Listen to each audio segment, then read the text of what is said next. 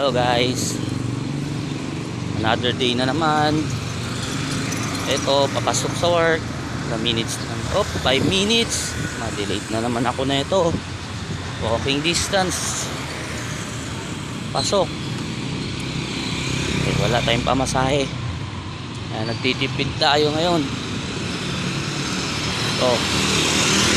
Mga kasama ko yung iba. Nandun na ako. Nandito pa. Naglalakad. Papasok sa work.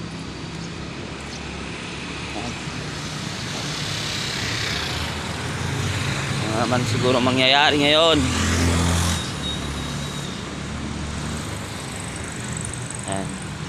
Mahaba na balbas, kailangan na mag-ahit. Ano na naman challenge kaya ang meron sa araw na to? Abangan guys, maya ipopost ko. Morning na lang.